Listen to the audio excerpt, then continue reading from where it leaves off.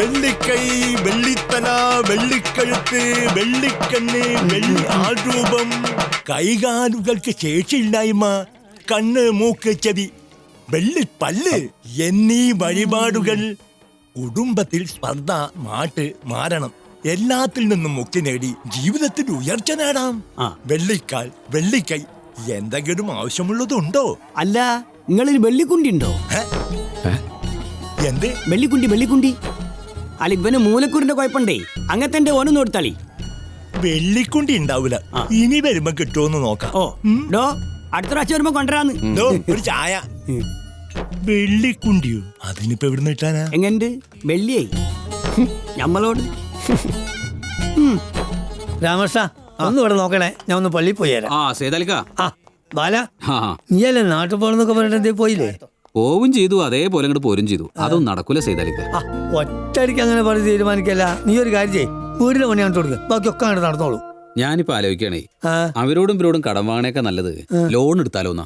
ലോണോ? എന്തേ? ലോണൊക്കെ എനിക്ക് കിട്ടിയെന്ന് വരും, അതൊക്കെ വലിയ ഇടങ്ങാറാ. നേരാൻ വണ്ണം അടച്ചിട്ടില്ലെങ്കിൽ മേത്തുനിന്ന് പോകില്ല ആലാക്ക്. ഇന്റെ കാര്യത്തിൽ എനിക്കറിയൂടെ, ഞാൻ ബാങ്കിൽ നിന്ന് ലോൺ എടുത്തിട്ട് അടക്കാൻ കഴിയാഞ്ഞിട്ട് പലിശയായിട്ട് നോട്ടീസ് ഇങ്ങനെ വന്നുകൊണ്ടിരിക്കുക. അല്ല, എപ്പോഴും കിട്ടുമ്പോൾ കൊണ്ടേ അടക്കും, അതുകൊണ്ട് കാര്യമില്ലല്ലോ. പിന്നെ കറക്റ്റായിട്ട് അടക്കണമെങ്കിൽ നമ്മളെ കഴിയുമ്പോൾ പൈസ ഉണ്ടെങ്കിലല്ലേ പറ്റുള്ളൂ. ലോൺ എടുത്തിട്ടായാലും ഒരു വീട് വെച്ച് ആ വാടക വീട്ടിൽ നിന്ന് മാറാലോ. വാടക വീട് പറഞ്ഞപ്പോഴാണ് ഓർമ്മയത്. അന്ന് ആയിരം കണ്ടിരുന്നു. അയാളെ കുട്ടികളും മക്കളും ഒക്കെ പാടെ വരുന്നുണ്ട് അത്ര. അപ്പോഴേക്ക് വീട് കാലിയാക്കി കൊടുക്കേണ്ടി വരും. അല്ല, 5-6 മാസം സമയമുണ്ട്. നമുക്ക് വാടകയൊക്കെ കഴിച്ചിട്ടൊന്നും നന്നല്ലോ. നമ്മളാണ് അതിനത്ര വാടകയും കൊടുത്തിട്ടില്ല. ഒരു സഹായമായിട്ടാണ് നമുക്ക് ചെയ്തപ്പോ നമ്മളെ കൊണ്ട് ആൾക്കൊരു ബുദ്ധിമുട്ടാവരുതല്ലോ. ഏത്? എന്നാ പിന്നെ പോലെ ഞാൻ ഒന്ന് പള്ളി കയറട്ടെ. ശരി. ഇതിപ്പോ മൊത്തത്തിൽ ഉടക്കുകളാണല്ലോ കാണുന്നത് തമ്പുരാനെ.